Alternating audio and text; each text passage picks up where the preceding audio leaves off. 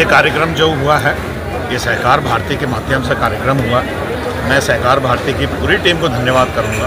और आज जो सम्मिलित हुए इस कार्यक्रम में, ये कहीं ना कहीं किसी न किसी एंगल से ये सब समाज सेवी हैं और ये देश के लिए, देश के प्रति सजग लोग हैं। जो इतने महान वक्ता जो हमारे सुप्रीम कोर्ट में वकील भी हैं, उनको हमने सबने सुना, तो ये आज सीहोर के लिए गौरव की बात है कि इतने अच्छे वक्ता और इतनी अच्छी बातें बता के गए। और अगर हम सब स्मरण करके इनको अमल कर लें तो हमारा भारत देश माननीय प्रधानमंत्री जी के नेतृत्व में, हमारा प्रदेश माननीय मोहन यादव जी के नेतृत्व में और आगे बढ़ेगा और तरक्की करता रहेगा। भाई साहब आकर सीधे दीप प्रज्वलन करेंगे। आदरणीय, अब मैं डायरेक्ट ही आदरणीय इतने महान वक्ता से प्रार्थना करता हूं कि आप आए और हमें एक बार जोरदार तालियों से आदरणीय अजीत जी के लिए स्वागत करिए। भाई एक बार और जम के साथ महिलाएं ज्यादा अच्छे से बता रही हैं, मेरी धर्मपत्नी और तेज बजा रही है। बहुत स्वागत।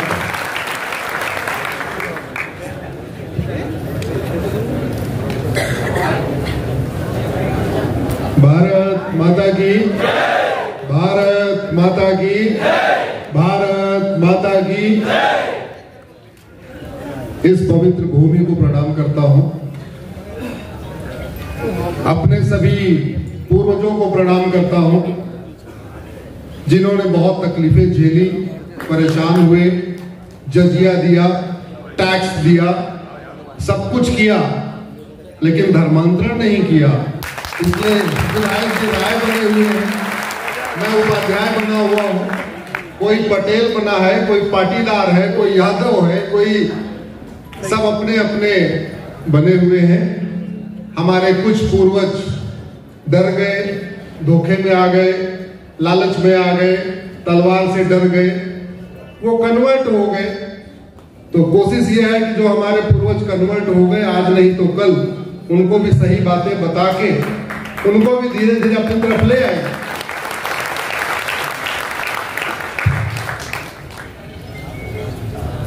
आज 2025 का मेरा 111वां कार्यक्रम है।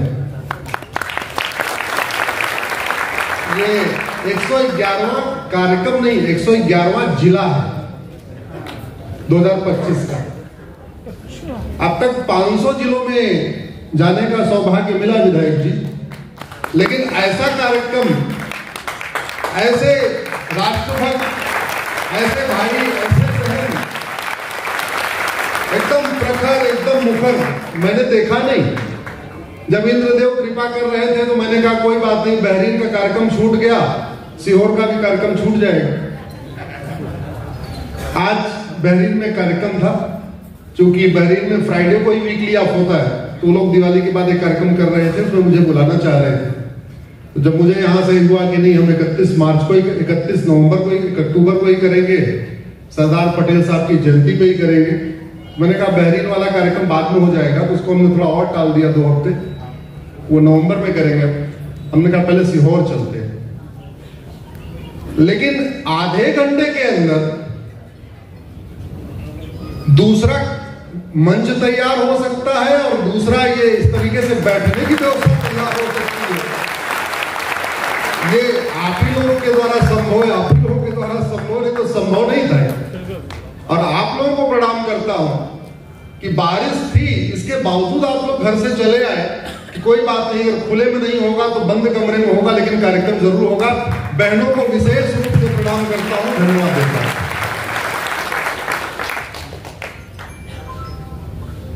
भारत में 10 झूठ बहुत प्रचलित झूठ है। पहला कि भारत स्वतंत्र हो गया। आप कह रहे होंगे अरे क्या बात कर रहे हैं, हर साल 15 अगस्त को स्वतंत्रता दिवस मनाते हैं, हर साल 26 जनवरी को गणतंत्र दिवस मनाते हैं, तो स्वतंत्र तो हो ही गए। तो आप लोगों से आग्रह कर रहा हूं, अब की बार जब एयरपोर्ट जाना तो फ्लाइट में बैठने से पहले फ्लाइट के ऊपर देखना लिखा क्या है। उस पे लिखा हुआ है VT। VT का मतलब होता है विक्टोरिया टेरिटरी, उसके खिलाफ मैंने PIL फाइल किया है कि ये विक्टोरिया टेरिटरी हटाई जाए, अब BT किया जाए, भारत टेरिटरी किया जाए, या HT किया जाए, हिंदुस्तान टेरिटरी किया जाए, लेकिन कम से कम विक्टोरिया चली गई तो विक्टोरिया की टेरिटरी हटाई जाए। भारत स्वतंत्र है, स्वतंत्र मतलब स्वतंत्र, स्वयं का तंत्र। 75 साल के बाद भी हम थाना को क्या बोलते हैं? थाना। हमने नाम बदला क्या? उसको प्राथमिक सुरक्षा केंद्र घोषित किया क्या? नहीं।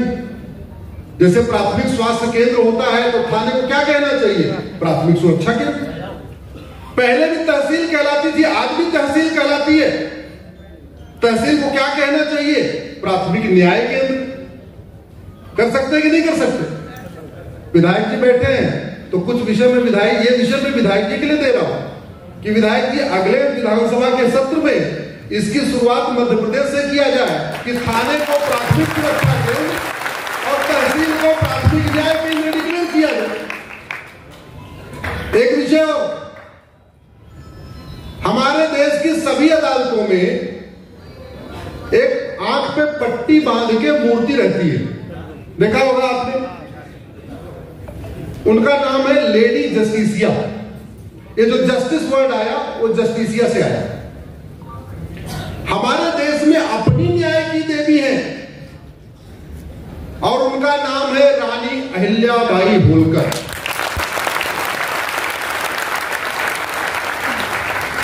तो ग्रीक वाले अपनी न्याय की देवी मूर्ति लगाए आंख पे पट्टी बांध के, जो रोम के लोग हैं अपनी रोम की देवी की फोटो लगाए। भारत जब तक गुलाम था तब तक वो लेडी जस्टिसिया की फोटो लगा रहा था, लेकिन अब अंग्रेज हैं क्या? जोर से बोलिए जरा। तो अब जब अंग्रेज चले गए तो हमारे न्याय की देवी की मूर्ति सारे अदालतों में लगनी चाहिए कि नहीं? तो रानी अहिल्याबाई होलकर से बड़ी कोई न्याय की देवी है क्या? मैं कहता हूं राजा विक्रमादित्य से ज्यादा कोई न्यायप्रिय राजा नहीं और रानी अहिल्याबाई होलकर से ज्यादा कोई न्याय की देवी नहीं। हमारे अदालतों में न्याय के देवता के रूप में राजा विक्रमादित्य की फोटो लगनी चाहिए और न्याय की देवी के रूप में किसकी फोटो लगनी चाहिए? रानी अहिल्याबाई। ये तीसरा विषय विधायक जी को देके जा रहा हूं, इसको भी विधानसभा में कह सकते हैं। स्वतंत्र, स्वयं का तंत्र। कौन सा तंत्र हमारा?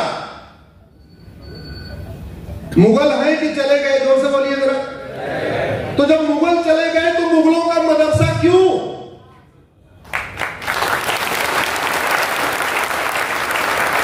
अंग्रेज हैं कि चले गए तो अंग्रेजों का मॉन्टेसरी स्कूल और मिशनरी स्कूल क्यों? एजुकेशन सिस्टम हमारा होना चाहिए जो हमारा प्राचीन गुरुकुल वैदिक एजुकेशन सिस्टम था वो पूरे देश में होना चाहिए। वो एजुकेशन सिस्टम होना चाहिए जिसमें कृष्ण और सुदामा एक साथ एक क्लास में एक किताब पढ़ते थे। और आप सोच रहे हो कि नहीं मॉडर्न वाला अच्छा है, हमारा वाला गड़बड़ है। मैं आपसे पूछ रहा हूं, महर्षि पतंजलि जैसा वैज्ञानिक आज की डेट में कोई पैदा हो रहा है क्या? महर्षि चरक जैसा कोई डॉक्टर पैदा हुआ? महर्षि सुश्रुत जैसा कोई डॉक्टर पैदा हुआ? महर्षि सारंगधर, महर्षि माधवकर, महर्षि वाग्भट जैसा कोई डॉक्टर पैदा हुआ? महर्षि भारद्वाज जैसा कोई वैज्ञानिक पैदा हुआ? महर्षि पाणिनि जैसा कोई वैज्ञानिक पैदा हुआ? आज के 1000 साल पहले किताब लिखी गई थी विमान संहिता। विमान संहिता में विमान कैसे बनेगा ये भी लिखा हुआ है, विमान कैसे चलेगा ये भी लिखा हुआ है, और विमान चलाने वाला पायलट क्या भोजन करेगा ये भी लिखा हुआ। तो हमारा एजुकेशन सिस्टम अच्छा था कि आज वाला है? आज वर्तमान एजुकेशन सिस्टम में कोई बाजीराव पेशवा क्यों नहीं पैदा हो रहा है जो 12 घंटे लगातार सूर्य नमस्कार कर सके? हो रहा है क्या? नहीं। हमारा एजुकेशन सिस्टम आध्यात्मिक रूप से मजबूत करता था, चारित्रिक रूप से मजबूत करता था, आर्थिक रूप से शारीरिक रूप से मजबूत करता था, स्पिरिचुअली, इंटेलेक्चुअली, हर तरीके से मजबूत करता था।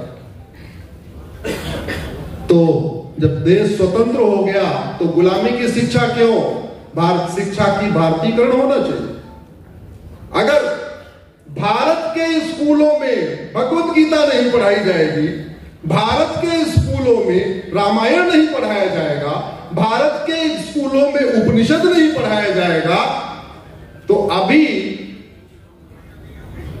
तो सास बहू एक साथ नहीं रह पा रही है, कुछ दिन के बाद पिता और पुत्र भी एक साथ नहीं रहेंगे अगर ये वेस्टर्न एजुकेशन सिस्टम चलता रहा। इसलिए गुलामी की शिक्षा बदलनी चाहिए, शिक्षा का भारतीकरण होना चाहिए। आज हम कहते हैं स्वतंत्र है, सारे के सारे तंत्र, सारे के सारे सिस्टम गुलामी के, एजुकेशन सिस्टम गुलामी का, हेल्थ केयर सिस्टम गुलामी का, जुडिशियल सिस्टम गुलामी का, पुलिस सिस्टम गुलामी का, टैक्स सिस्टम गुलामी का, सारे के सारे सिस्टम गुलामी के हैं। हमने कभी सोचा ही नहीं कि जब भारत की जीडीपी दुनिया की 40% थी तो भारत में कौन सा टैक्स सिस्टम था?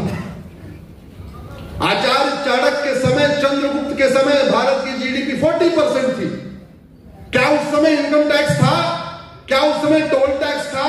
क्या उस समय रोड टैक्स था? क्या उस समय वैट था? क्या उस समय टीडीएस था? क्या उस समय जीएसटी था? और फिर अगर कुछ नहीं था तो फिर भारत सोने की चिड़िया कैसे था?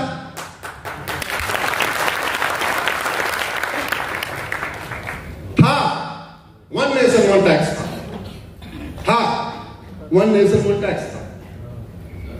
इसलिए मैं कहता हूं जब से गुलामी का टैक्स सिस्टम आया है, भारत सोने की चिड़िया से खराब होते होते लोहे का कबूतर हो गया। ये लोहे का कबूतर ठीक होकर दोबारा सोने की चिड़िया बने, उस तभी होगा जब भारत का टैक्स सिस्टम बदलेगा।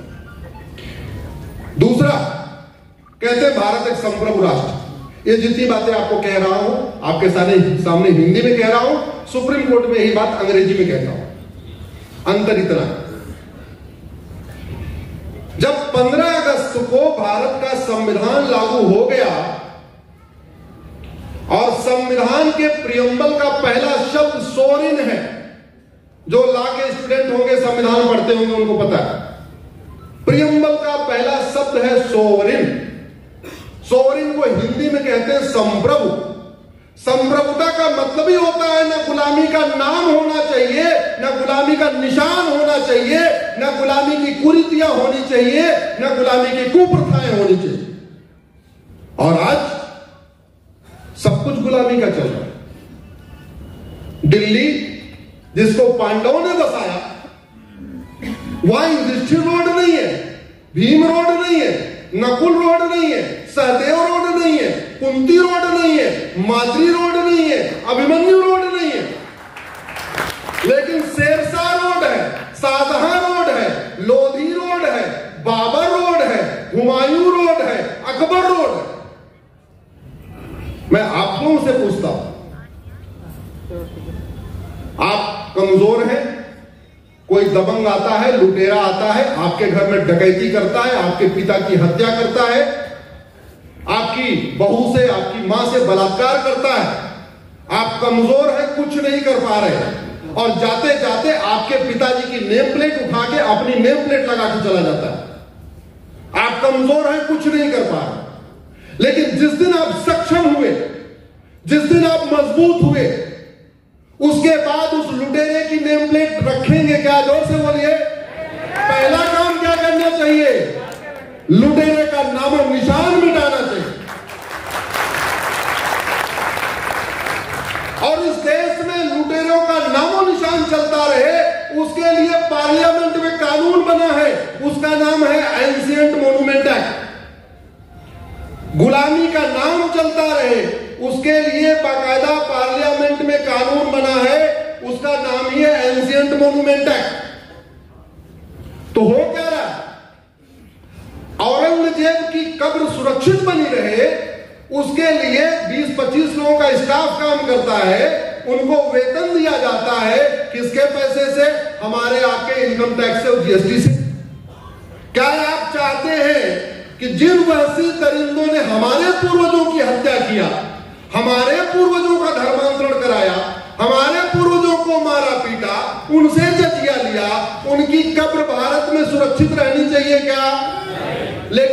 सुरक्षित करने के लिए 1955 में पार्लियामेंट में नेहरू जी ने एक कानून बनाया, उसका नाम है एंशिएंट मॉन्यूमेंट एक्ट। सीखना चाहिए हमको चीन से। हम 1947 में आजाद हुए, वो हमसे 2 साल के बाद 1949 में आजाद हुआ। हम अंग्रेजों के गुलाम थे, वो जापान का गुलाम था। हम आज भी गुलामी का नामो निशान लेके बैठे हुए हैं। वो 1949 में आजाद हुआ, 1950 में उसने जापानियों का नामो निशान मिटा दिया। पूरे के पूरे चीन में न किसी जापानी के नाम पे कोई सड़क, न कोई जापानी के नाम पे मोहल्ला, न कोई जापानी के नाम पे गली। अपने सिलेबस में उसने पढ़ाया नहीं कि चीन कभी जापान का गुलाम था। तो 1950 के बाद जो चीन में बच्चे पैदा हुए, उनको पता ही नहीं है कि चीन भी कभी गुलाम था। अब जब चीन के लोग अपने बच्चों को नहीं पढ़ाएंगे कि हमारे पूर्वज गुलाम थे, तो हम पढ़ाएंगे क्या? हम भी क्यों पढ़ाएंगे? हमको भी नहीं पढ़ाना चाहिए था।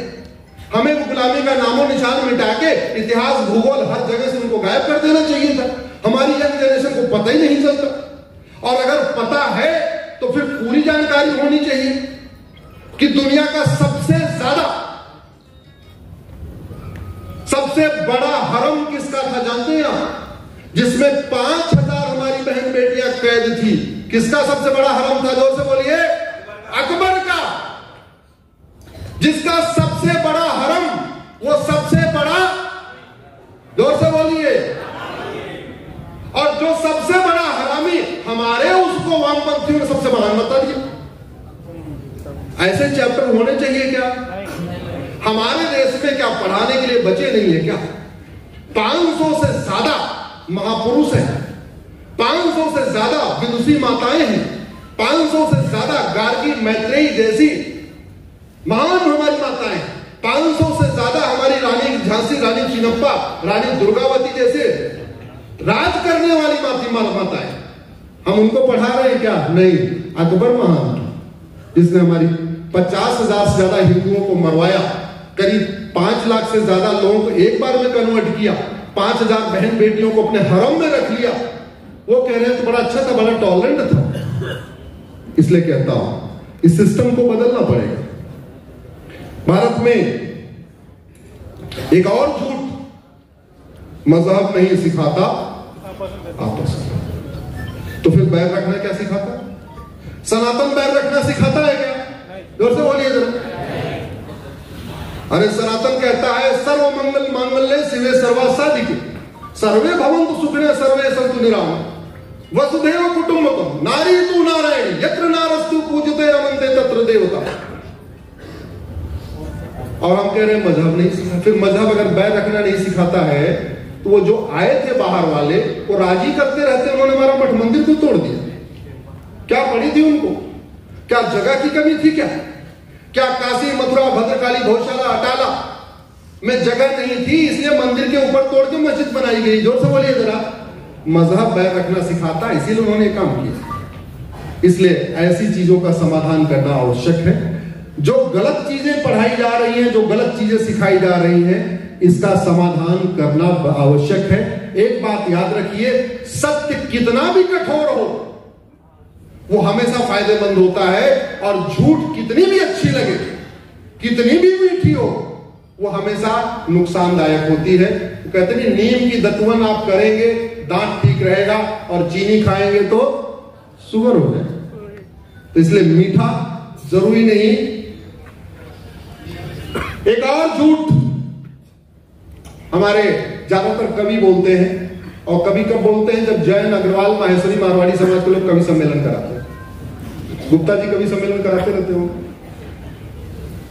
और पैसा लेके झूठ बोलते हैं। क्या कुछ बात है कि हस्ती मिटती नहीं हमारी? महाझूठ, फ्रॉड, बेवकूफ बनाने वाला। पिछले 2000 साल में भारत के 25 टुकड़े हो गए, पिछले 200 साल में भारत के 7 टुकड़े हो गए। दुर्योधन का ननिहाल गंधार, जहां माता गांधारी आई थी, जहां दुनिया का सबसे बड़ा शिव मंदिर था, उस शंकर शिव मंदिर की एक ईंट नहीं बची है। दुर्योधन का ननिहाल गंधार, जहां दुनिया की सबसे बड़ी बुद्ध की मूर्ति थी, वो बुद्ध की मूर्ति के टुकड़े टुकड़े हो गए। वो गांधार अफगानिस्तान बचा, हिंदू बचा, क्या जोर से बोलिए, जैन बचा, बौद्ध बचा, सिख बचा, ब्राह्मण बचा, क्षत्रिय बचा, वैश्य बचा, दलित बचा, कोई नहीं बचा। राजा भरत का ननिहाल जहां से माता कैकेयी आई थी, देखते देखते पेशावर हो गया। आचार्य चाणक्य जहां पढ़ाते थे, प्रोफेसर हुआ करते थे, जो दुनिया की सबसे प्रसिद्ध यूनिवर्सिटी हुआ करती थी, उसको कहते थे तक्षशिला यूनिवर्सिटी। देखते देखते रावलपिंडी हो गया और कह रहे कुछ बात है कि हस्ती मिटती नहीं है। बंगाल के दो टुकड़े हुए, east Bengal west Bengal. East Bengal Bangladesh बन गया, वेस्ट बंगाल हमारे पास है। कह रहे कुछ बात है कि हस्ती मिटती नहीं है। पंजाब के दो टुकड़े हुए, east Punjab west Punjab. West Punjab Pakistan बन गया, ईस्ट पंजाब हमारे पास है। कह रहे कुछ बात है कि हस्ती मिटती नहीं है। और बाहर तो छोड़ो, मलद्वीप मालदीव बन गया, कश्मीर में खत्म, करगिल में खत्म, लक्षद्वीप में खत्म, मेघालय में खत्म, मणिपुर में खत्म, नागालैंड में खत्म, भारत के 9 राज्यों में खत्म हो गए। कह रहे कुछ बात है कि हस्ती मिटती नहीं है। 800 जिलों में से 200 जिलों में खत्म हो गए। कह रहे कुछ बात है कि हस्ती मिटती नहीं है। 6000 तहसील में से 1500 तहसीलों में खत्म हो गए। कह रहे कुछ बात है कि हस्ती मिटती नहीं हमारी। और आपके मध्य प्रदेश की डेमोग्राफी बदल रही कि नहीं बदल रही, जोर से बोलिए जरा। आपके सीहोर की डेमोग्राफी बदल रही कि नहीं बदल रही। तो जब तक जान है तब तक गाते रहिए झूठा तराना, कुछ बात है कि हस्ती मिटती नहीं हमारी। और उसके बाद एक टाइम ऐसा आएगा और तराने की नौबत ही नहीं आएगी। इसलिए मैं कह रहा हूं, कड़वा सच बोलना शुरू करिए, कड़वा सच लिखना शुरू करिए। सच कभी नुकसानदायक नहीं होता और झूठ कभी फायदेमंद नहीं होता। एक और झूठ कि भारत एक सेकुलर देश, सबसे बड़ा फ्रॉड। सेकुलर देश में कोई सरकार मंदिर नहीं चलाती। भारत में एक भी मस्जिद सरकार के कंट्रोल में नहीं है, एक भी चर्च सरकार के कंट्रोल में नहीं है, 4 लाख मठ मंदिर सरकार के कंट्रोल में है। ये सेकुलरिज्म है क्या? जोर से बोलिए जरा। ये कैसा सेकुलरिज्म कि मुंबई का सिद्धिविनायक मंदिर सरकार के कंट्रोल में, बगल के हाजी अली दरगाह सरकार के कंट्रोल में नहीं है। वैष्णो देवी का मंदिर सरकार के कंट्रोल में, बगल में हजरत बल की दरगाह सरकार के कंट्रोल में नहीं। महाकाल मंदिर सरकार के कंट्रोल में, वहीं थोड़ी दूर पे मस्जिद हो सरकार के कंट्रोल में नहीं। ओमकारेश्वर सरकार के कंट्रोल में, खंडवा की मस्जिद सरकार के कंट्रोल में नहीं। अरे जो भगवान का पैसा आ रहा था, कायदे से वो भगवान के कार्य में खर्च हो। धर्मांतरण पैसे के दम पे होता है। मंदिरों में इतना पैसा आता है कि 5 साल के अंदर पैसा बांट के घर वापसी कराई जा सकती है।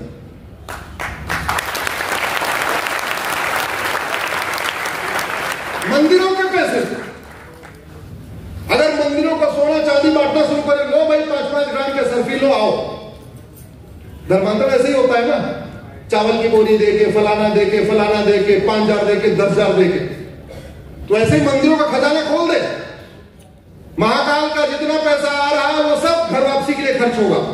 ओमकारेश्वर का चढ़ावा घर वापसी में खर्च होगा, वैष्णो देवी के चढ़ावा घर वापसी में खर्च होगा, तिरुपति का खजाना घर वापसी में जाएगा, विश्वनाथ जी का चढ़ावा घर वापसी में जाएगा। आसान हो जाएगा कि नहीं हो जाएगा? जोर से बोलिए, जोर से बोलिए। भारत माता की, भारत माता की। समय बहुत कम है, इसलिए पहला अध्याय समाप्त हुआ। इत श्री प्रथम अध्याय समाप्त।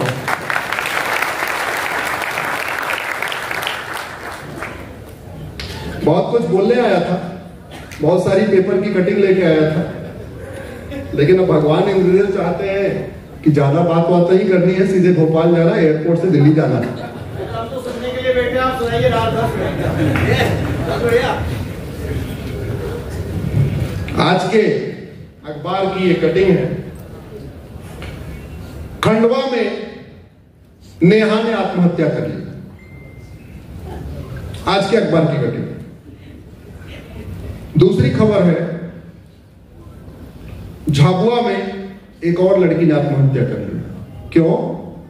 क्योंकि उसको एक कन्वर्टेड हिंदू ने अपना नाम छिपा के, झूठा अपनी पहचान बना के उससे दोस्ती किया उसके साथ कुछ वीडियो बनाए, जब उसकी शादी तय हो गई वो वीडियो रिलीज कर दिया और शर्म के मारे उन दोनों बेटियों ने आत्महत्या कर ली। 2 बेटियां कम हुई कि नहीं कम हुई? क्या ये समस्या लाइलाज है? जोर से बोलिए। क्या ये समस्या विश्वव्यापी है? अगर ये समस्या विश्वव्यापी है तो चीन में क्यों नहीं हो रहा? अगर ये समस्या विश्वव्यापी है तो सिंगापुर में क्यों नहीं हो रहा? ये समस्या विश्वव्यापी है तो और भी देश है, वहां क्यों नहीं हो रहा? और बाकी तो छोड़ो, आखिर दुबई की नेहा सुरक्षित है और भारत की नेहा आत्महत्या करने के लिए मजबूर है, क्यों? उसके लिए हमारा जुडिशियल सिस्टम जिम्मेदार। मेरा भोपाल में कार्यक्रम था, मैं कमिश्नर साहब से बात कर रहा था, पूछ रहा था क्या चल रहा है, कैसे चल रहा है। बोले जी एक लड़के के मोबाइल में 53 बेटियों की फोटो मिली है। हमने कहा दिक्कत क्या आ रही है, एफआईआर क्यों नहीं हो रहा? बोले माता पिता कह रहे हैं जी वीडियो डिलीट कर दो, अगर एफआईआर करेंगे तारीख पे तारीख होगी, अगले 20-30 साल तक बेटी को लेकर तारीख पे तारीख कोर्ट घुमाना पड़ेगा, जब कोर्ट घुमाना पड़ेगा तो फिर बेटी का शादी विवाह क्यों करें? इसका मतलब अगर वो जुडिशियल सिस्टम ठीक हो जाए और बेटी को बार बार तारीख पे तारीख ना आना पड़े तो बेटियां एफआईआर करवा देंगे कि नहीं करवा देंगे? अगर उनकी आइडेंटिटी पहचान छिपी रहे, उनको तारीख पे तारीख ना आना पड़े तो एफआईआर करवाएंगे कि नहीं करवाएंगे? एफआईआर करवाएंगे तो सजा भी होगी। लेकिन हमारे देश में कह रहे हैं नहीं नहीं नहीं, गवाहों का बयान करने पड़ेंगे। लफ्ज जिहाद में कोई गवाह होता है क्या? जोर से बोलिए जरा। किसी के सामने होता है क्या? सब कुछ तो अलग खेल चलता है, नाम छिपा के, पहचान छिपा के। सवाल ये बनता है दुबई में हिंदू मात्र 10% है, वहां किसी बेटी के साथ लफ्ज जिहाद क्यों नहीं होता? और खंडवा, भोपाल और मध्य प्रदेश में या भारत में या उत्तर प्रदेश में जहां 80% हिंदू है, वहां की बेटी के साथ लफ्ज जिहाद क्यों होता है? उसका सबसे बड़ा अंतर यह है दुबई में राम नीति लागू है, दुबई में कृष्ण नीति लागू है। राम नीति है भयबिन होए न प्रीत और कृष्ण नीति है सठे साठ्यम समाचरे। लोहा लोहे को काटता है, ये हमारे पूर्वज कहते हैं। भयबिन होए न प्रीत, ये हमारे पूर्वज कहते हैं। वो व्यवस्था नहीं हुई इस देश में। मैं माननीय सुप्रीम कोर्ट में कई बार कह चुका हूं, विनम्रता पूर्वक कह चुका हूं कि मानवाधिकार मानव का होता है, दानव का नहीं। मानव और दानव में अंतर करना शुरू करिए। अगर आप मानव दानव को एक तराजू पे रखेंगे तो यहां न्याय नहीं हो पाएगा। मानवाधिकार केवल मानव का होता है। भारत में बेटियों का मानवाधिकार की चिंता नहीं है, माता पिता के मानवाधिकार की चिंता नहीं है। वो जो धोखा देता है, लालच देता है, पहचान छिपाता है, गलत नाम से सोशल मीडिया अकाउंट बनाता है, उसके मानवाधिकार की चिंता। इस सिस्टम को बदलना पड़ेगा। और मैंने कहा ना, ये सिस्टम नहीं बदलेंगे तो याद रखिए, यात्रा तभी सुरक्षित होती है जब ड्राइवर भी अच्छा हो और गाड़ी भी अच्छी। मकान तभी सुरक्षित होता है जब मिस्त्री भी अच्छा हो, आर्किटेक्ट भी अच्छा हो और सीमेंट बालू सरिया भी अच्छा हो। बीमारी तभी ठीक होती है जब डॉक्टर भी अच्छा हो और दवाई भी अच्छी हो, इंजेक्शन भी अच्छा हो, सिरप भी अच्छा हो। डॉक्टर अच्छा हो, दवाई गड़बड़ हो, बीमारी ठीक नहीं होती। ड्राइवर अच्छा हो, गाड़ी खराब हो, यात्रा सुरक्षित नहीं होती। मिस्त्री अच्छा हो, सीमेंट बालू बेकार हो, घर सुरक्षित नहीं होता। वैसे शासक अच्छा हो लेकिन नियम कानून घटिया हो, पुलिस व्यवस्था घटिया हो, प्रशासनिक व्यवस्था घटिया हो, न्यायिक व्यवस्था घटिया हो, सजा मिलने की बजाय तारीख पे तारीख होती रहे तो फिर देश सुरक्षित नहीं होता। दुबई में लफ्ज जिहाद इसलिए नहीं होता कि वहां पे किसी बेटी के साथ अपनी पहचान छिपा के उससे दोस्ती करना अपने आप में जघन्य अपराध।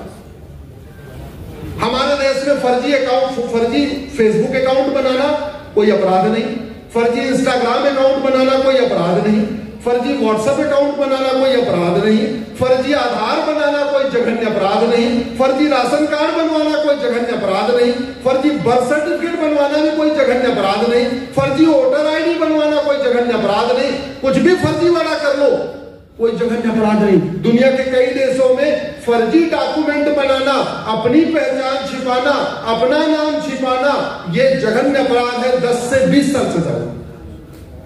मेरी कोशिश यही है कि भारत जिसलिए प्रसिद्ध था न्याय के लिए, वो व्यवस्था फिर से लागू हो जाए।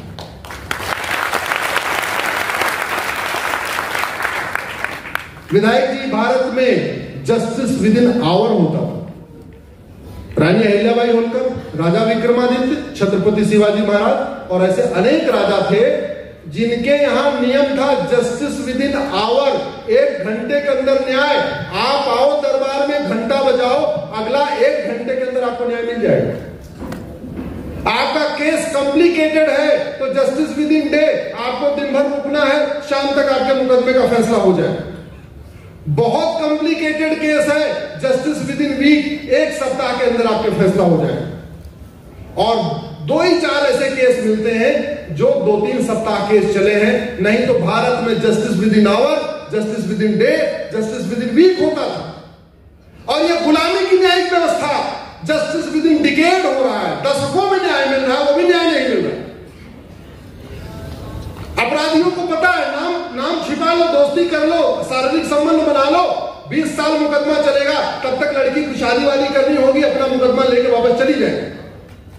इसलिए लब जिहाद है, इसलिए धर्मांतरण हो रहा। मुगल यहां सत्ता के लिए नहीं आए थे, यह सबसे बड़ा फ्रॉड है कि मुगल सत्ता के लिए आए थे। मुगल यहां केवल और केवल धर्मांतरण कराने आए थे, केवल और केवल इस्लाम को फैलाने आए थे, सत्ता उनके लिए साधन था। अंग्रेज यहां सत्ता के लिए नहीं आए थे, ईस्ट इंडिया कंपनी अंग्रेजों के लिए रास्ता बनाने आई थी और अंग्रेज यहां पे क्रिश्चियनिटी को फैलाने आए थे और सफलतापूर्वक उन्होंने फैला लिया।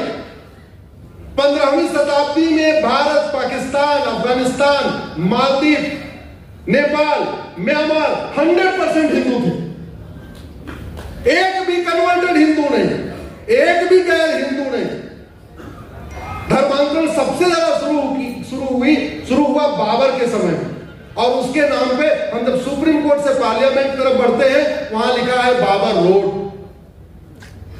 और संविधान की शपथ लेने वाले माननीय सांसद, विधायक, मंत्री और जज बाबर रोड पे रहते भी हैं, हुमायूं रोड पे रहते, तुगलक रोड पे रहते, अकबर रोड पे रहते। आप लोग प्रार्थना करिए कि उनकी आत्मा जगे और एक दिन घोषणा हो जाए, अब भारत से गुलामी का नामो निशान मिटा दिया जाए। डेमोक्रेसी में डिमांड एंड सप्लाई होती है। डिमांड तो आपको करना पड़ेगा, तरीका आपको करना पड़ेगा, अपनाना पड़ेगा। धर्मांतरण से राष्ट्रांतरण हो रहा। भारत में 28 राज्य हैं, 8 केंद्र शासित प्रदेश टोटल हो गए। 36 में से 9 राज्यों में खत्म, यानी 25% राज्यों में खत्म। 800 जिले हैं, 200 जिलों में खत्म, यानी 25% जिलों में खत्म। 6000 तहसीलें हैं, उसमें से 1500 तहसीलों में खत्म, यानी 25% तहसीलों में खत्म। भारत के बॉर्डर पे कुल 300 तहसीलें हैं, 300 के 300 तहसीलों की डेमोग्राफी बदल गई, चाहे वो बंगाल बॉर्डर है, चाहे असम बॉर्डर, चाहे उत्तराखंड बॉर्डर, चाहे उत्तर प्रदेश बॉर्डर, चाहे बिहार बॉर्डर, चाहे झारखंड बॉर्डर, चाहे आपका हिमाचल बॉर्डर, चाहे गुजरात बॉर्डर, चाहे राजस्थान बॉर्डर, चाहे महाराष्ट्र बॉर्डर, चाहे गोवा बॉर्डर। भारत के बॉर्डर की 300 तहसीलों की 300 की डेमोग्राफी बदल गई। और ये मैं कोई कहीं सुनी बात नहीं कह रहा हूं, मैं वहां कार्यक्रम करके देख के आया। ऐसे में अगर अब धर्मांतरण को अलाउ किया गया, एक भी धर्मांतरण आगे बढ़ने दिया गया, तो हमारे लिए बहुत बड़ा खतरा पैदा हो। अल्टीमेटली भारत में हमें समस्या किससे है? कन्वर्टेड हिंदुओं से। कन्हैयालाल की हत्या किसने किया? जोर से बोलिए जरा, जोर से बोलिए। कन्वर्टेड हिंदू, जोर से बोलिए।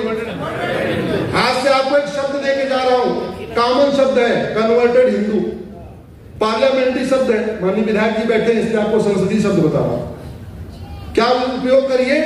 कन्वर्टेड हिंदू। कन्हैया की हत्या किसने किया? कन्वर्टेड हिंदू। उमेश कोल्हे की हत्या किसने किया? कन्वर्टेड हिंदू। आपके त्योहार पर पत्थरबाजी कौन करता है? कन्वर्टेड हिंदू। आपके बहन बेटियों को धर्मांतरण कौन करता है? कन्वर्टेड हिंदू। लव जिहाद कौन करता है? कन्वर्टेड हिंदू। घुसपैठियों की मदद कौन करता है? कन्वर्टेड हिंदू। ड्रग का ज्यादातर कारोबार कौन कर रहा है? कन्वर्टेड हिंदू। जनसंख्या विस्फोट कौन कर रहा है? कन्वर्टेड हिंदू। यानी कन्वर्जन बहुत बड़ा खतरा। जब तक वो हिंदू है, वंदे मातरम को मानता है, भारत माता की जय को मानता है, ये तो नरस्तु पूजते वंदे तत्र देवता को मानता है, वेद पुराण को मानता है, राम को मानता है, कृष्ण को मानता है, महावीर को मानता है, गौतम बुद्ध को मानता है, 10 गुरुओं को मानता है। जैसे ही वो कन्वर्ट होता है, वो किसी को नहीं मानता। तो आप अगर रेशियो के हिसाब से देखें, चलो बाहर तो छोड़ो, अपने सीहोर में बताओ, राम के मानने वालों का प्रतिशत बढ़ रहा है या न मानने वालों का प्रतिशत बढ़ रहा है? जोर से बोलिए जरा। कृष्ण के मानने वालों का परसेंटेज बढ़ रहा है, न मानने वालों का परसेंटेज बढ़ रहा है? भगवान महावीर, भगवान बुद्ध, हनुमान जी, गणेश, वेंकटेश को मानने वालों का परसेंटेज बढ़ रहा है कि न मानने वालों का परसेंटेज बढ़ रहा है? जोर से बोलिए जरा।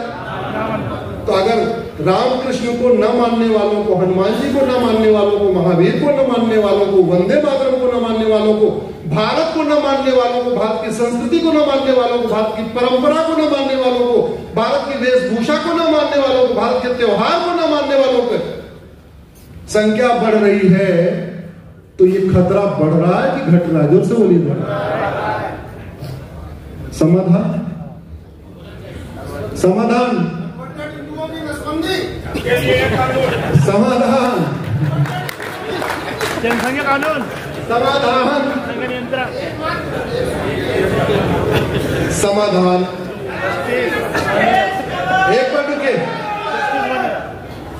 हम अपने प्रत्येक धार्मिक कार्य में कहते हैं धर्म की, अधर्म का, प्राणियों में, विश्व का, सारा समाधान इसी 4 वाक्य में है। धर्म की जय करना समाज का कार्य है और अधर्म का नाश करना शासन का कार्य है, शासक का कार्य है, सरकार का कार्य है, कलेक्टर का काम है, कप्तान का काम है, जज का काम। गौशाला चलाना, गौशाला शुरू करना, यह धर्म की जय है। यह किसका कार्य है? समाज। लेकिन गौ तस्कर को जेल में डालना, यह किसका कार्य है? शासक का। यस। बेटियों को समझाना, बताना, इतिहास बताना, भूगोल बताना, संस्कृति बताना, जागृत करना, यह किसका काम है? समाज का, माता पिता का। लेकिन जो बेटियों के साथ धोखा दे, छल करे, प्रपंच करे, कुछ भी करे, उसको जेल में जाके सड़ा देना, उसको उठा के फांसी दे देना, यह किसका कार्य है? जो समझिए। याद रखिए, धर्म की जय करने से अधर्म का नाश नहीं होता, अधर्म का नाश करने से धर्म की जय होती है। धर्म का जय करने से प्राणियों में सद्भावना नहीं होती, अधर्म का नाश करने से प्राणियों में सद्भावना होती। धर्म की जय करने से देश का कल्याण नहीं होता, अधर्म का नाश करने से देश का कल्याण होता है। सिंगापुर में आज भी सतयुग है और भारत में कलयुग है। क्यों? क्योंकि वहां राम मंदिर हो चाहे ना हो, वहां राम नीति लागू है, भयभीन होए न प्रीत।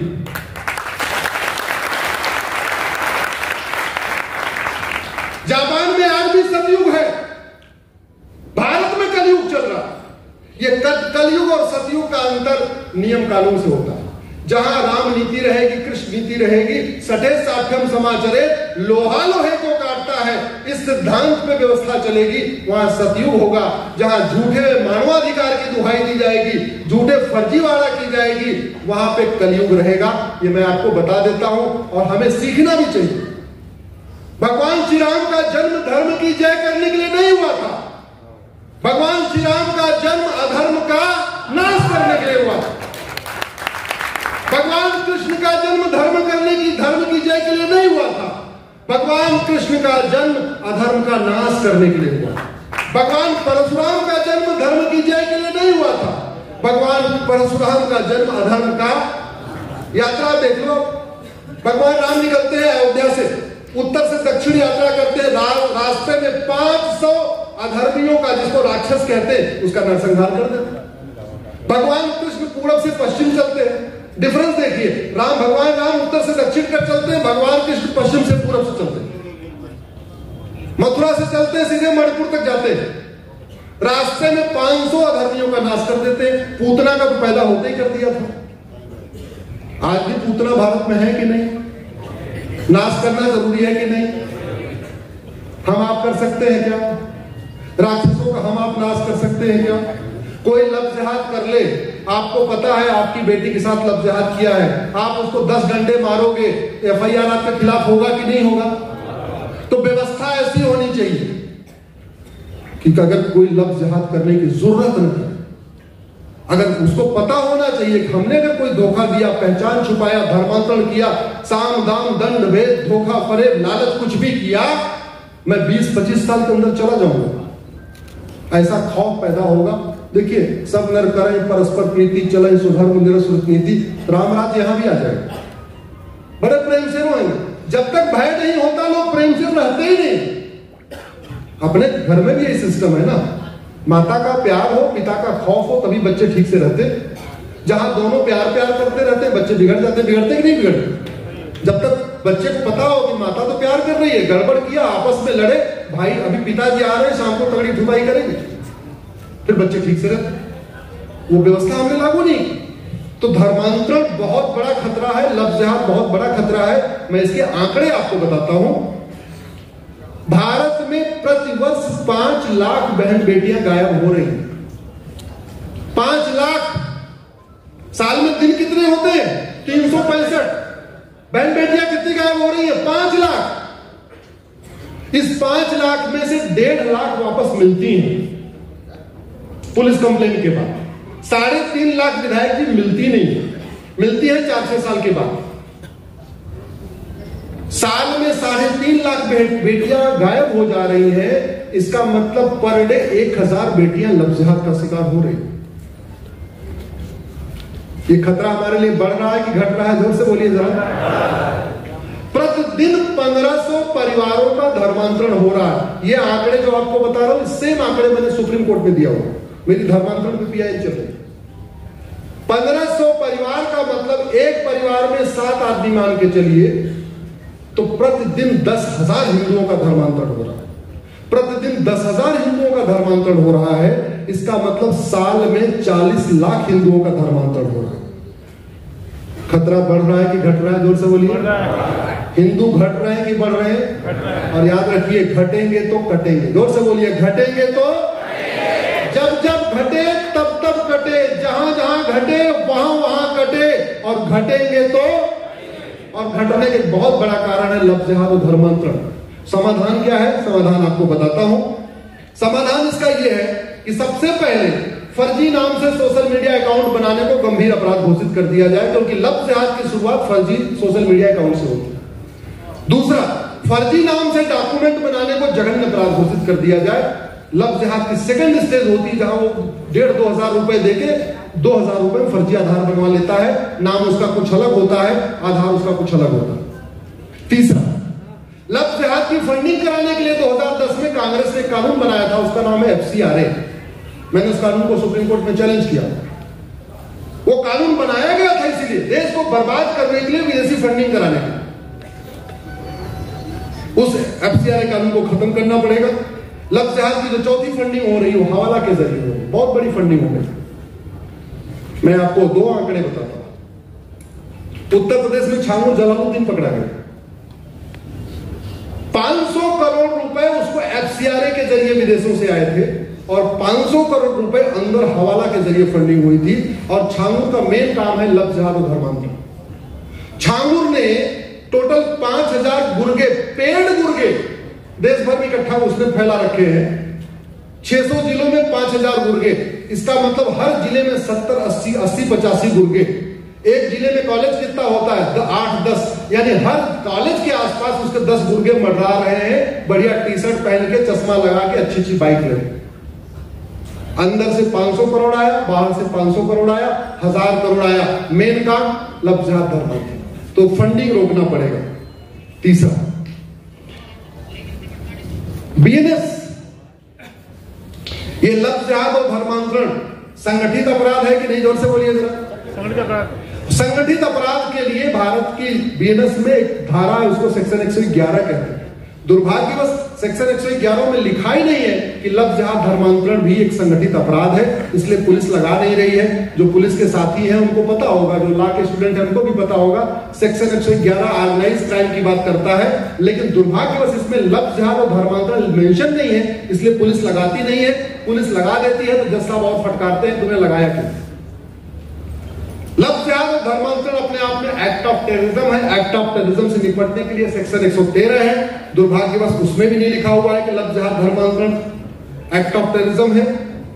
लव जिहाद और धर्मांतरण वेजिंग वॉर है। मुगल भी तो लव जिहाद धर्मांतरण कराने आए थे, अंग्रेज भी यहां धर्मांतरण कराने आए थे, इसलिए धर्मांतरण अपने आप में वेजिंग वॉर है। वेजिंग वॉर से निपटने के लिए सेक्शन 147 है, लेकिन उसमें लिखा नहीं है कि धर्मांतरण वेजिंग वॉर है, इसलिए पुलिस लगा नहीं रही है। लव जिहाद और धर्मांतरण हमारी संप्रभुता के लिए खतरा है, देश की एकता अखंडता के लिए खतरा है, उससे निपटने के लिए इस बीएनएस में सेक्शन 152 है, लेकिन उसमें लिखा नहीं है कि लव जिहाद धर्मांतरण हमारी संप्रभुता के लिए खतरा है, एकता अखंडता के लिए खतरा है, इसलिए पुलिस लगाती नहीं है। इसलिए लव जिहाद और धर्मांतरण कराने वालों पे कानून का खौफ नहीं पैदा होता। लव जिहाद राष्ट्र की सुरक्षा के लिए खतरा है, जो राष्ट्र की सुरक्षा के लिए खतरा है उससे निपटने के लिए हमारे पास एक कानून है, आपको दिख रहा होगा, इसका नाम है नेशनल सिक्योरिटी एक्ट। हिंदी में कहते हैं रासुका, अंग्रेजी में कहते हैं एनएसए। दिक्कत यह है पुलिस इसको लगाती नहीं लव जिहाद धर्मांतरण कराने वालों पे, क्योंकि इस कानून में लिखा ही नहीं है कि लव जिहाद धर्मांतरण राष्ट्र की सुरक्षा के लिए खतरा है। लव जिहाद धर्मांतरण अनलॉफुल एक्टिविटी है। अनलॉफुल एक्टिविटी से निपटने के लिए हमारे पास कानून है, इसको यूएपीए कहते हैं, लेकिन इस कानून में लिखा ही नहीं है कि लव जिहाद धर्मांतरण अनलॉफुल एक्टिविटी है। कुछ राज्यों ने कानून बनाया है और अब तक जिन 12 राज्यों में कानून है उसमें सबसे अच्छा कानून, जो लेटेस्ट कानून बना है राजस्थान में, वो है। माननीय विधायक जी बैठे हैं, मैं आपसे आग्रह करूंगा विधानसभा में सवाल उठाइए, माननीय मुख्यमंत्री से मिलकर बात करिए, उनको चिट्ठी लिखिए कि मध्य प्रदेश वाला कानून बदल के जो राजस्थान वाला कानून है उसी को मध्य प्रदेश में लागू किया जाए। मैं गारंटी के साथ कहता हूं हमारी बेटियां बचेंगी, धर्मांतरण रुकेगा। वैसे लव जिहाद धर्मांतरण राष्ट्रीय समस्या है, इसका परमानेंट समाधान तो है कि इसके ऊपर बीएनएस में ही एक नया चैप्टर होना चाहिए, ऑफेंस रिलेटिंग टू लव जिहाद, ऑफेंस रिलेटिंग टू कन्वर्जन। लेकिन जब तक बीएनएस में आएगा और देखा जाएगा, उसके लिए मैं प्रयास कर रहा हूं। लेकिन कम से कम भारत के सभी राज्यों में जब तक सेंट्रल लॉ नहीं आ रहा है तब तक जो राजस्थान वाला कानून है उसको इंप्लीमेंट कर दिया जाए। मैं गारंटी के साथ कहता हूं मानव निर्मित कोई समस्या लाइलाज नहीं होती है, मानव निर्मित हर समस्या का समाधान होता है। जिस दिन भारत में लव जिहाद और धर्मांतरण करने वालों और उनके मददगारों की 100% संपत्ति जब्त करने, नागरिकता खत्म करने और 1 साल के अंदर आजीवन कारावास देना शुरू हो जाएगा, लव जिहाद बंद हो जाएगा, धर्मांतरण बंद हो जाएगा, ये मैं गारंटी के साथ कहता हूं। इतिश्री द्वितीय अध्याय समाप्त।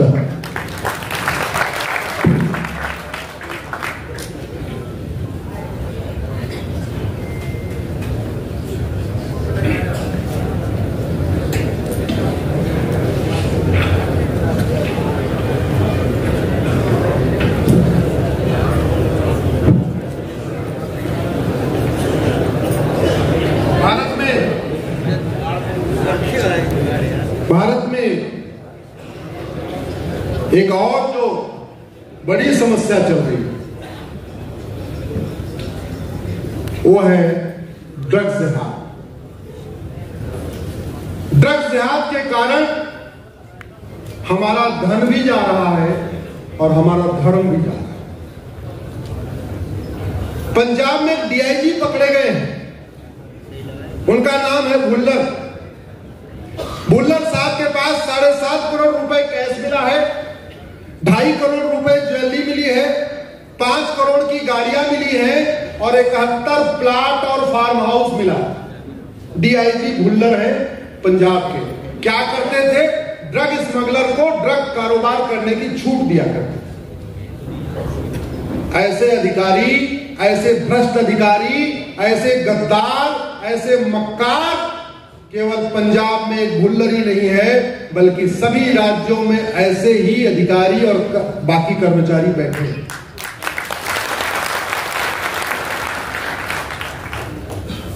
लाखों माता पिता नशेड़ी बच्चों से परेशान, लाखों बहन बेटियां नशेड़ी पतियों से परेशान, लाखों बच्चे नशेड़ी बाप से परेशान। हरियाणा के हिसार में एक नशेड़ी ने अपनी मां से पैसा मांगा, मां ने पैसा नहीं दिया, उसने पेट फाड़ के मार दिया। उत्तर प्रदेश के बिजनौर में एक नशेड़ी ने बीवी से पैसा मांगा, बीवी ने पैसा नहीं दिया, उसने उसको पानी के नाले में डुबो डुबो के मार दिया। राजस्थान के जयपुर में एक नशेड़ी ने बाप से पैसा मांगा, बाप ने पैसा नहीं दिया, रात में सोते समय बाप का गला काट दिया। ये नशेड़ी अपनी मां को भी मार रहे, भाई समझाता है भाई की हत्या करते हैं, बहन समझाती है बहन की हत्या कर देते हैं, पत्नी समझाती है पत्नी की हत्या कर देते हैं। इस ड्रग स्मगलिंग के कारण हम बढ़ रहे हैं कि घट रहे हैं? जोर से बोलिए जरा। और घटेंगे तो? घटने के कई कारण हैं। लव जिहाद के कारण घट रहे हैं, लैंड जिहाद के कारण घट रहे हैं, धर्मांतरण के कारण घट रहे हैं, घुसपैठ के कारण घट रहे हैं, जनसंख्या विस्फोट के कारण भी घट रहे हैं। घटने के 10 फैक्टर है। 10 फैक्टर पे चर्चा आज नहीं हो सकती, नहीं तुम्हारी फ्लाइट छूट जाएगी, मैं यहीं रह जाऊंगा। लेकिन घट रहे हैं।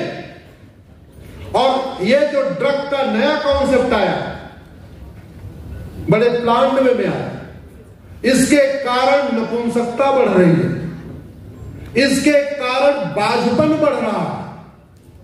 भाई एक नई आजकल आप ट्रेंड देख रहे होंगे, लड़का इंजीनियरिंग करने गया, मेडिकल करने गया, गुप्ता जी लौट के कहता मैं शादी नहीं करूंगा। जानते हैं क्यों? क्योंकि उसको पता चल गया अब वो शादी के लायक बचा है। लड़की MBA करने गई, कुछ और करने गई, उसके बाद कहती मैं शादी नहीं करूंगी, क्योंकि उसको पता चल गया अब वो बच्चा के लायक बची नहीं, मां बनने के लायक बची नहीं। ड्रग के कारण नपुंसकता बढ़ रही है, ड्रग के कारण व्यभिचार बढ़ रहा है, ड्रग के कारण हत्या हो रही है, ड्रग के कारण छोटी छोटी बच्चियों से बलात्कार हो रहा है। मैं सुप्रीम कोर्ट में रहता हूं, हमारे 500 मीटर की दूरी पे डिस्ट्रिक्ट कोर्ट है और 1 किलोमीटर की दूरी पे हाई कोर्ट है। जब छोटी बच्चियों से बलात्कार का केस आता है, 1.5 साल की बच्ची से, 2 साल की बच्ची से, 3 साल की बच्ची से, तो सबसे पहले मैं पूरी चार्जशीट पढ़ता हूं, तो हमें उसमें एक ही बात पता चलती है, एक चीज जो कॉमन होती है कि जिसने 2 साल की बच्ची के साथ बलात्कार की हत्या किया है वो ड्रग एडिक्ट है। तो वो नशेड़ी अपने घर को तो परेशान कर ही रहा था, एक और परिवार को बर्बाद कर दिया, उसकी बच्ची को और मार दिया। भारत में अराजकता बढ़ रही है। भारत में बहुत तेजी के साथ ये ड्रग का जहर फैलता जा रहा है, और ड्रग के जहर फैलने का एक बड़ा कारण यह है हमारा ये NDPS एक्ट वहां घटिया है, वहां सड़ा हुआ। आपके भोपाल में एक मछली परिवार ड्रग कारोबार कर रहा था कि नहीं? अब नाम नहीं लूंगा किसके बूते पे कर रहा था।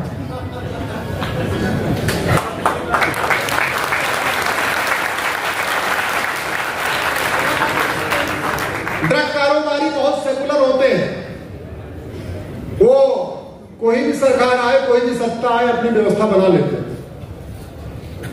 चंद पैसों के लिए हमारे पूरे समाज को बर्बाद किया जाए। बुलंदशहर का एक परिवार मेरे पास आया, इकलौती बेटी, गुप्ता जी थे, बेटी आई थी नोएडा में MBA करने, पता नहीं कैसे ड्रग स्मगलर के नेटवर्क में आ गई, वो ड्रग एडिक्ट हो गई। अब माता पिता से पैसा मांगे कैसे?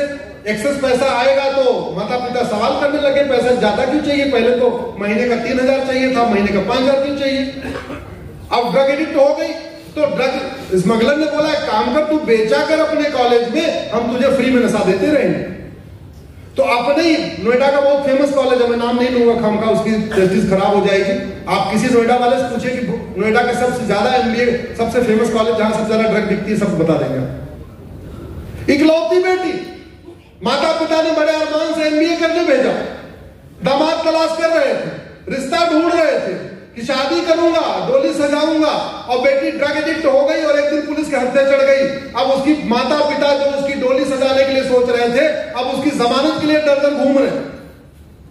कहीं से उनको पता चला, हमारे पास आए, बोले अश्विनी जी फूट फूट के रो रहे थे कि इकलौती बेटी थी, ये तो ड्रग में एडिक्ट हो गई, मैं क्या करूं, परिवार बर्बाद। ये रुकना चाहिए कि नहीं रुकना चाहिए? जोर से बोलिए जरा। ये ड्रग कारोबार हमारी संप्रभुता के लिए खतरा है। ये ड्रग कारोबार हमारे सनातन के लिए खतरा है। ड्रग कारोबार बड़े प्लांट में किया जा रहा है। हमारा धन भी जा रहा है, हमारा धर्म भी जा रहा है, हमारी संस्कृति भी जा रहा है। पूरा का पूरा पंजाब में जो धर्मांतरण चल रहा है उसमें आधा धर्मांतरण ड्रग से हो रहा है। बड़े प्लांट में पंजाब में फ्री में पहले नशा बांटा, और जब आदमी कोई नशेड़ी हो गया, लड़का नशेड़ी हो जाए, लड़की नशेड़ी हो जाए, बाप नशेड़ी हो जाए, तो फिर वो इधर से उधर करने में, पाला बदलने में कोई दिक्कत थोड़ी। अभी 3 दिन पुरानी घटना है, एक माँ बाप इतने नशेड़ी हो गए, अपने 6 महीने के बच्चे को बेच दिया। जो लोग सोशल मीडिया में होंगे, हमसे कनेक्ट होंगे, उनको पता होगा, मैंने वो न्यूज की क्लिप डाली। सवाल ये है, भगवान राम के देश में इतना ड्रग कारोबार है, भगवान कृष्ण के देश में इतना ड्रग कारोबार है, भगवान महावीर के देश में इतना ड्रग कारोबार है, भगवान बुद्ध के देश में इतना ड्रग कारोबार, हनुमान जी के देश में, गणेश के देश में, वेंकटेश के देश में, बालाजी के देश में इतना ड्रग कारोबार क्यों है? सिंगापुर में ड्रग का नामो निशान क्यों नहीं है? जानते हैं क्यों? क्योंकि पहले सिंगापुर में कानून था कि ड्रग अगर दिखी तो देखते गोली मार देंगे। सिंगापुर में अगर कोई जाएगा, पासपोर्ट पे जो वीजा ऑन अराइवल मिलता है, जब उस पर मुहर लगती थी, तो पहले सन 2000 तक उस पर रेड कलर की मुहर लगती थी, उसमें लिखा जाता था अगर ड्रग मिल गया तो देखते गोली मार दो। बाद में थोड़ा कुछ ह्यूमन राइट एक्टिविस्ट ने उस पर आवाज उठाई, ऐसे कैसे देखते कैसे गोली मार सकते? तो सिंगापुर की सरकार ने बोला ठीक है, देखते गोली नहीं मारेंगे, हम कानून बना रहे हैं। और कानून क्या बनाया? ठीक है, 6 महीने के अंदर फांसी भी लटका देंगे। और गूगल कर लेना, गूगल करिए सिंगापुर 1 किलोग्राम गांजा और फांसी। मात्र 1 किलोग्राम गांजा ले जाने पे सिंगापुर में लड़के को फांसी हुई है। भारत में तो कुंटल के कुंटल गांजे मिल रहे, चरस मिल रही है, अफीम मिल रही है, कोकीन मिल रही है, हसीस मिल रही है। फांसी हुई क्या? किसी की नागरिकता सब खत्म हुई क्या? किसी की 100% प्रॉपर्टी जब्त हुई क्या? नहीं। इसलिए मैं कहता हूं सिंगापुर में सतयुग है क्योंकि कानून का खौफ है, भारत में कलयुग है क्योंकि यहां कानून सड़ा हुआ है, न्यायिक व्यवस्था सड़ी हुई है। हमारे माननीय सुप्रीम कोर्ट के जज पूरे दुनिया में घूमते रहते हैं, अमेरिका जाते हैं, सिंगापुर जाते हैं, जापान जाते हैं, फ्रांस जाते हैं। मुझे समझ में नहीं आ रहा है, वहां जाने के बाद ये पूछते नहीं वहां के सुप्रीम कोर्ट के जजों से कि तुम्हारे यहां नशे पे कौन सा कानून चल रहा है, तुम्हारे यहां करप्शन पे कौन सा कानून चल। बात करना चाहिए कि नहीं करना चाहिए? जैसे मैं यहां आया तो आते आते मैं 2-4 सवाल पूछे जो हम लोग हमें रास्ते में लेके आ रहे थे, ये कैसा है, ये कैसा है, ये कैसा। हम हमें अपने काम की जानकारी इकट्ठा कर लिए। तो जब माननीय हमारे सुप्रीम कोर्ट के जज अमेरिका जाते हैं, सिंगापुर जाते हैं, फ्रांस जाते हैं, उनको वहां के जजों से मिलते हैं, बात करते हैं, डिनर करते हैं, लंच करते हैं, तो पूछना चाहिए कि नहीं पूछना चाहिए? अरे ड्रग कारोबार रोकना केवल सरकार का काम थोड़ी है, ये तो संविधान की शपथ लेने वाले सभी लोगों का कार्य है कि भारत में ड्रग कारोबार रुके, भारत ड्रग फ्री हो, भारत नशा मुक्त हो। तो ये सरकार का भी कार्य है, सुप्रीम कोर्ट का भी कार्य है। शपथ तो उन्होंने भी लिया हुआ है, वेतन भत्ता गाड़ी बंगला उनको भी इसी कार्य के लिए मिलता है। और आर्टिकल 47 कहता है नशाबंदी करो, संविधान की शपथ लेने वालों की ड्यूटी है आर्टिकल 47 लागू करें। आज तक बात हुई क्या? नहीं। देश को बचाना है तो भारत को ड्रग फ्री बनाना ही पड़ेगा। ये चाहे मछली गैंग है, चाहे मेढक गैंग है, इनको उठा उठा के फांसी पे चढ़ाना पड़ेगा। मैं कह रहा हूं साल भर में 10 मछली 10 मेढक को आप फांसी दे दीजिए, भारत नशा मुक्त हो जाए।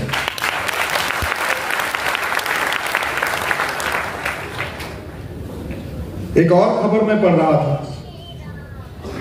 इतिश्री 3य अध्याय समाप्त। 5 अध्याय नहीं हो पाएगा, 4था अध्याय कर लेते हैं। देख लिया। आज की एक और खबर है, आपके सागर में 2 मोहल्ले हैं, शुक्रवारी और शनिचरी, यहां से हिंदू पलायन कर रहे हैं। हिंदुस्तान के मध्य प्रदेश के सागर से हिंदू पलायन कर रहे हैं। सागर के डीएम हिंदू, सागर के कलेक्टर हिंदू, सागर के कप्तान हिंदू, सागर के डिस्ट्रिक्ट जज हिंदू, मध्य प्रदेश के मुख्यमंत्री हिंदू, राज्यपाल हिंदू, हाई कोर्ट के जज हिंदू, भारत के राष्ट्रपति उपराष्ट्रपति हिंदू, भारत के सीजीआई हिंदू, सब हिंदू। उसके बावजूद सागर से हिंदुओं का पलायन हो रहा है, जहां पे हिंदू 90% है। आपने कभी सुना क्या कि दुबई में जहां हिंदू मात्र 10% है, वहां किसी हिंदू को पलायन करना पड़ा हो? जोर से बोलिए जरा। सच्चाई है, भारत वाले दुबई जाके शिफ्ट हो रहे हैं। कुमार सानू चले गए, सोनू निगम चले गए, ऐसे दुनिया भर के नेता, अभिनेता, लेखक, बुद्धिजीवी, पत्रकार, कलमकार दुबई जाकर शिफ्ट हो रहे हैं। उनको दुबई सुरक्षित लगता है, भारत सुरक्षित नहीं लगता। सवाल यह है कि दिल्ली में दंगा क्यों होता है, दुबई में दंगा क्यों नहीं होता? भोपाल में दंगा क्यों होता है, बहरीन में दंगा क्यों नहीं होता? सोलापुर में दंगा क्यों होता है, सिंगापुर में दंगा क्यों नहीं होता? क्यों? क्योंकि वहां पे राम नीति लागू है। भय बिन होए सठे साठ्यम, लोहा लोहे को। याद रखिए, जितना ज्यादा आप कानून का खौफ पैदा करेंगे उतना ज्यादा शांति आएगी। जितना झूठे मानवाधिकार की दुहाई देंगे उतनी अशांति फैलेगी। अब पलायन की शुरुआत कैसे होती है वो मैं आपको कारण बताता हूं। पलायन की शुरुआत होती है घर के सामने कूड़ा फेंकने से। अब कूड़ा क्यों फेंकते हैं? क्योंकि अमेरिका में, सिंगापुर में, दुबई में, बाकी और देशों में, चीन में किसी के घर के कूड़ा फेंकने पे 3 से 7 साल की सजा होती है। भारत में दूसरों के घर के सामने कूड़ा फेंक दीजिए तो कुछ नहीं होता। पलायन का दूसरा स्टेज क्या है? कूड़ा फेंकने भी फ्रस्ट्रेट नहीं हुआ तो मांस का टुकड़ा फेंकते हैं। अमेरिका में, सिंगापुर में, जापान में, दुबई में, अरब में, कुवैत में दूसरों के घर के सामने मांस फेंकना बहुत गंभीर अपराध है, 10 साल तक की सजा का प्रावधान है। भारत में दूसरों के घर के सामने मांस फेंकने पे कोई सजा आज तक हुई क्या? जोर से बोलिए जरा।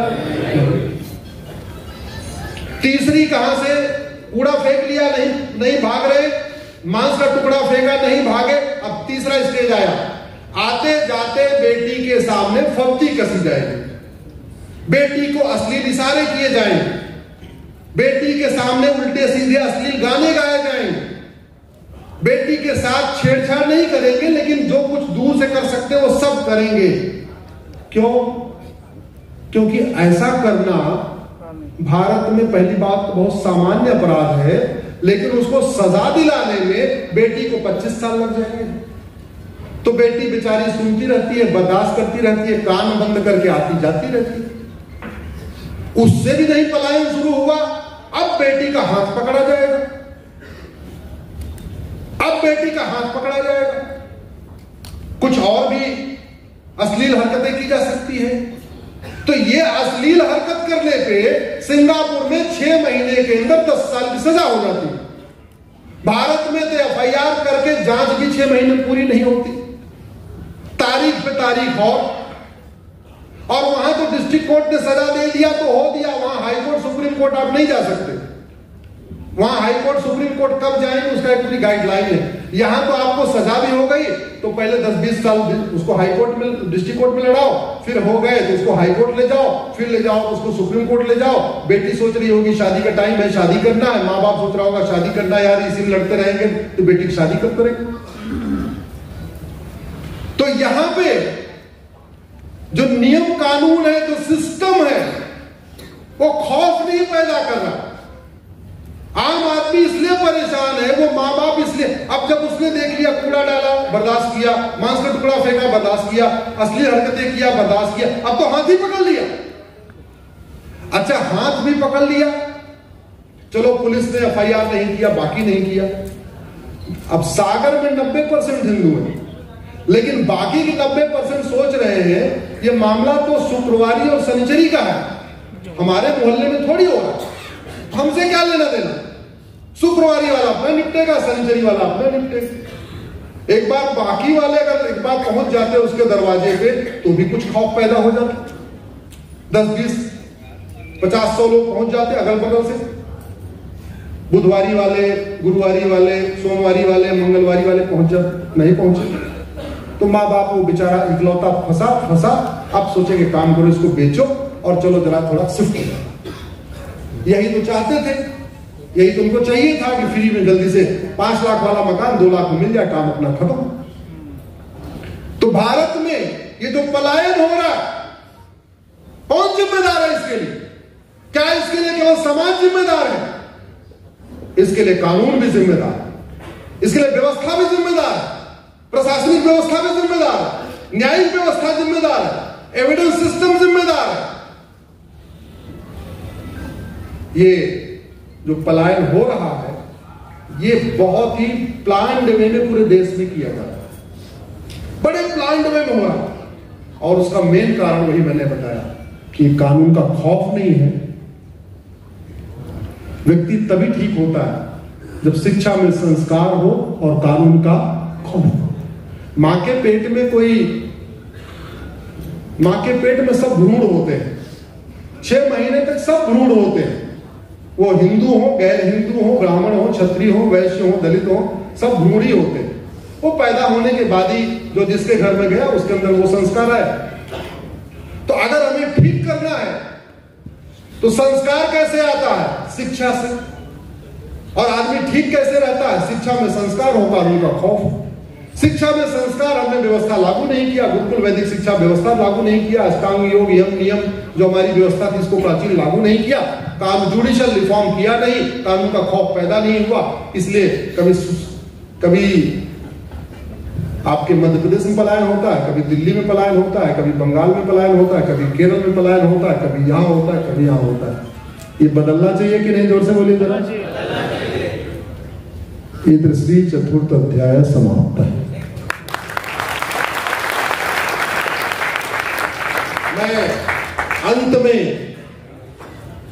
एक ही बात कह सकता हूं, इसको व्यवस्था को बदलने का तरीका क्या? डेमोक्रेसी में डिमांड एंड सप्लाई होती है। तो आज मैं थोड़ा सा आप लोगों के लिए कुछ काम देके जाता हूं। कितने लोग सोशल मीडिया यूज करते हैं? हाथ उठाए। अरे वाह, सब करते हैं। फेसबुक करते ही होंगे या इंस्टाग्राम करते होंगे। जो लोग हमारी उम्र के हैं वो बचपन में एक निबंध लिखते थे, भूल गए तो मैं बता देता हूं। हम लोग प्रति सप्ताह एक निबंध लिखा करते थे, यदि मैं मुख्यमंत्री होता। आज आप में कितने लोगों ने निबंध लिखा है? पुराने लोगों ने लिखा होगा, नए वाले बंद हो गए। हम लोगों को, मैं उत्तर प्रदेश का रहने वाला हूं, हम लोगों के यहाँ हर सप्ताह बाल सभा होती थी, झाड़ू पोछा करना पड़ता था, हम लोगों को स्कूल साफ सफाई करनी होती थी और उस दिन एक निबंध लिखना होता। शुरुआत के 1 घंटे मास्टर जी विधायक के कार्य बताते थे और उसके बाद कहते थे, वो खुद चले जाते थे घूमने टहलने, हमको काम देके जाओ लिखो यदि मैं विधायक होता। अगले सप्ताह सांसद के पूरे कार्य बताते थे, उसके बाद कहते थे निबंध लिखो यदि मैं सांसद होता। अगले सप्ताह मुख्यमंत्री के सारे बताते थे, मुख्यमंत्री ऐसे चुने जाते हैं, ऐसे होता है, इलेक्शन होता है, फिर ये होता है, विधायक दल की बैठक होती है, फिर मुख्यमंत्री चुने जाते हैं। अब बोलते थे निबंध लिखो यदि मैं मुख्यमंत्री होता। और अगले सप्ताह फिर कहते थे यदि मैं प्रधानमंत्री होता। ये 4 सप्ताह में 4 कार्य होता था, फिर अगला महीने हफ्ता आ जाता था। तो ये सतत प्रक्रिया चलती रहती थी। आप लोग सोशल मीडिया पे लिखना शुरू करिए। आप चाहते क्या है, क्या करना चाहिए, क्या परिवर्तन की आवश्यकता है? आंख बंद करके समस्या का समाधान नहीं होगा। एक बात याद रखिएगा, आपके शरीर में अगर कोई बीमारी है, या तो वो बढ़ेगी और या तो घटेगी। दवाई अच्छी होगी तो बीमारी घटेगी और दवाई खराब होगी तो बीमारी बढ़ेगी। एक बात और याद रखिए, बीमारी को डॉक्टर ठीक नहीं करता, बीमारी को कौन ठीक करता है? दवाई। एक बार और याद रखिए, डॉक्टर बदलने से बीमारी ठीक नहीं होती है, बीमारी ठीक होती है दवाई बदलने से। भगवान की कृपा से दिल्ली में भी डॉक्टर ठीक है, भोपाल का भी डॉक्टर अपना ठीक है, विधायक जी यहां बैठे ही हैं, अपने डॉक्टर सारे ठीक है। अब अपने डॉक्टरों से मिलके बताना है कि डॉक्टर साहब ये जो दवाई चल रही है ये काम ठीक नहीं कर रही है, इसको बदलो, इसका डोज बढ़ाओ, इसका कुछ और करो।